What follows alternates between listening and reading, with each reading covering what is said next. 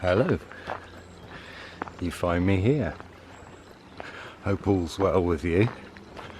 I'm going, well, I've been out filming, I've done quite a few, and now I'm going to head up here, which you may have seen some videos on where I've gone up and down here in the past. So, well, hopefully you'll enjoy this. I'll face you forwards and do a little bit of chatting, if you don't mind, while you enjoy the view.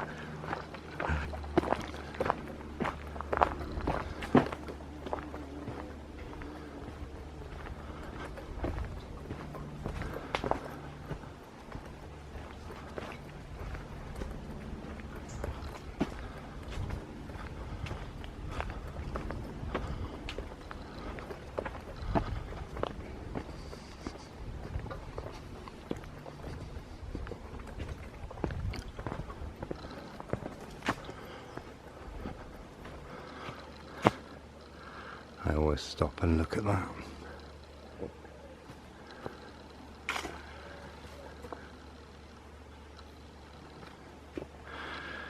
The phallus, or the dormant phallus.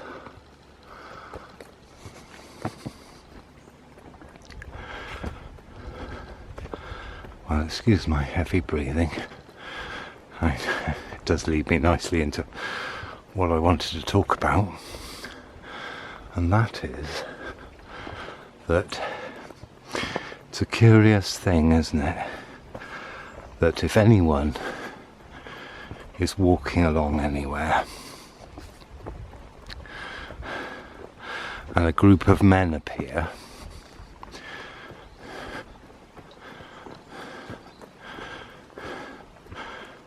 all of us, or many of us, will become instantly on alert for trouble or danger. Well, that's not good, is it? Yeah, why should that be? For example, if 4 women came down here now, well, I wouldn't feel threatened. Let's have a look through here. We're on the way. Don't know what that sound is. Is it a squirrel? Well, I wouldn't feel threatened with 4 women coming down here, or even 12. But 4 men coming down here,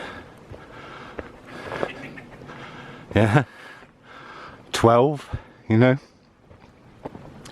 Now, that's sad, isn't it? I think that speaks to maleness and masculinity, doesn't it?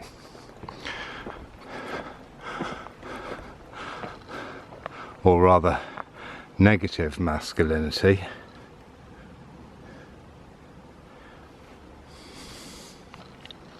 So it speaks of a problem, doesn't it? It speaks of a problem of men, really. And I would say that men are not properly taught how to deal with their own power and masculinity.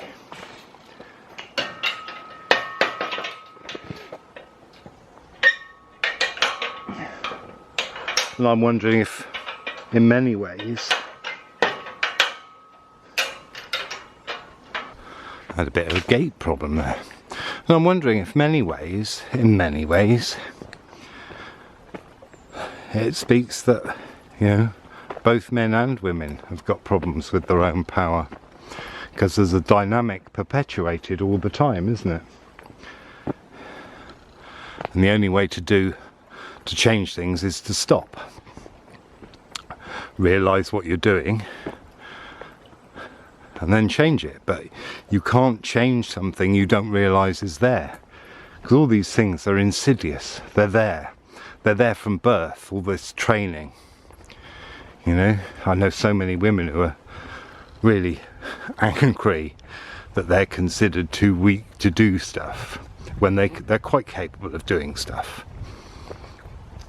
Sometimes more capable than men are.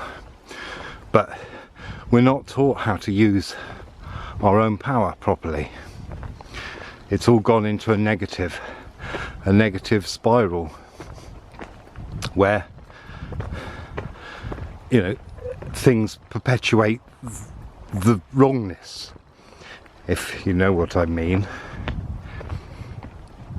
And I just find it sad, because the positiveness of both men and women being in their own power far outweighs any of the negatives to it, by far.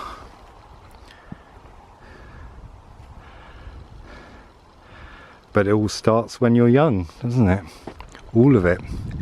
It all starts as soon as you're born. The brainwashing by magnetism repeats something over and over again, over and over again, you know.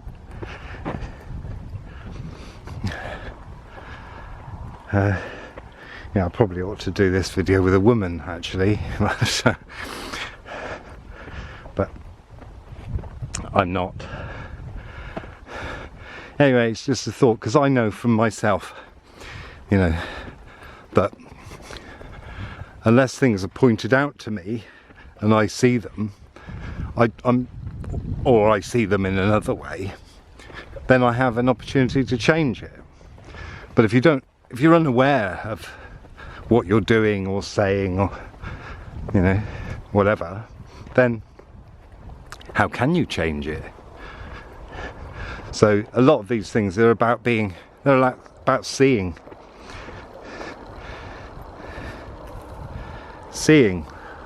what you do, and then learning from it, and being able to change, because there's nothing wrong in changing. As soon as you realise something's wrong, you need to stop doing it.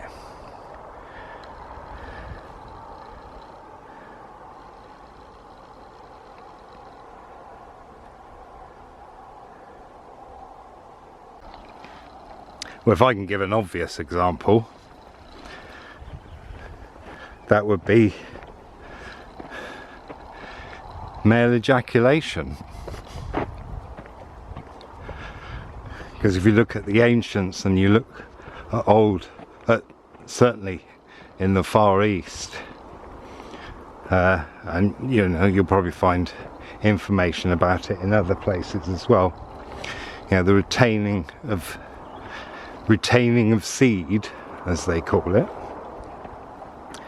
you know, keeps your energy and your power flowing. You know, there is and it's interesting that apparently the birth rate has gone down and more younger men are becoming impotent, and it's possible that is down to the abundance of erotic images that swamp the internet in various forms, all for titillation, and obviously the women are making the money, and you know, it's aimed at men, and more likely to be younger men who are using it. And they find that in a normal relationship, they're having problems, because the stimulation that they're getting from online is not the same kind of stimulation that they're getting in real life. So it's going to lead to all kinds of other problems. You know, I did notice that, like a peak time for me in my cycle, I can't speak for other men, but I noticed there was a 4-day cycle. This is just what I noticed. You know, like the second day, so day 2 to day 3, I'd be at a sexual peak, and then if I didn't manage that energy in some way, by day 4 it would turn into anger and become quite nasty. Yeah, frustrated, you know, all of that. And I've seen women, you know, it's not just a man thing. I've seen women get frustrated because they haven't done anything about their urges. That, you know, women are, the thing goes that women are supposed to have as many orgasms as they can, while men are supposed to retain their seed whilst having orgasms. That's how it goes.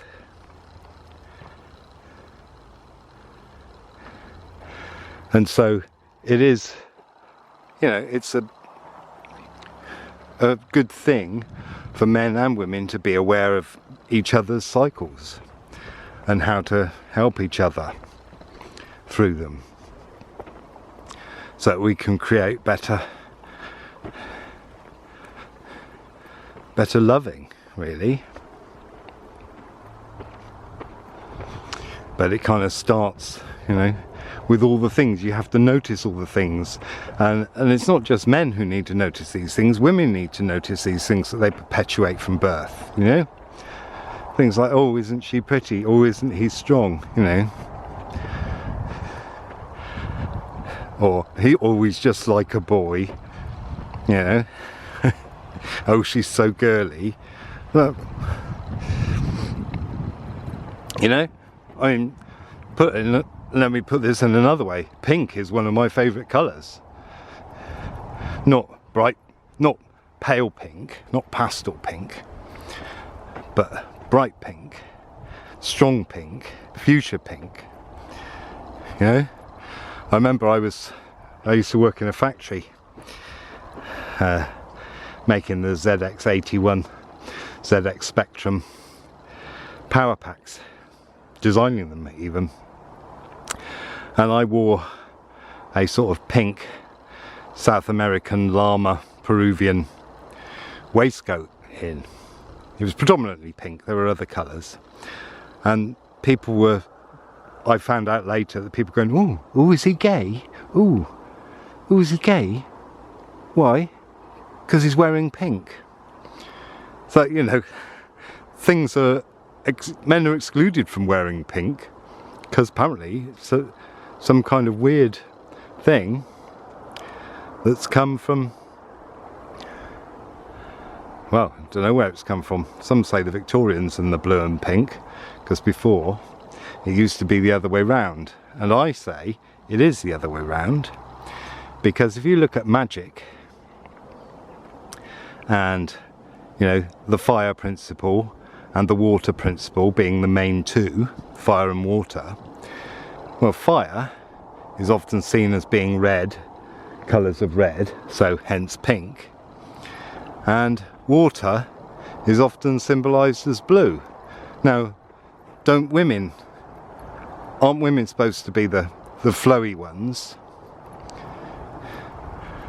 and the men, you know, the direct, the Mars, action, focus, symbolised by red, of which pink is a derivative.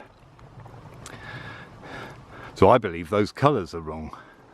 So in fact what we've done is give women fire and dampen men. Now whether that's a good thing or not, I'm not entirely sure.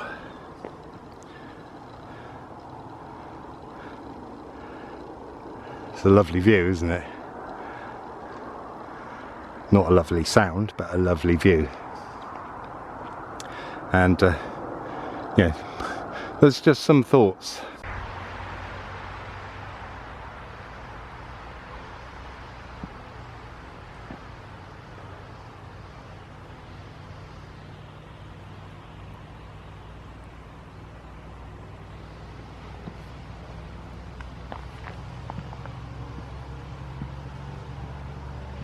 So thanks for watching, and see you next time. Ta-ra.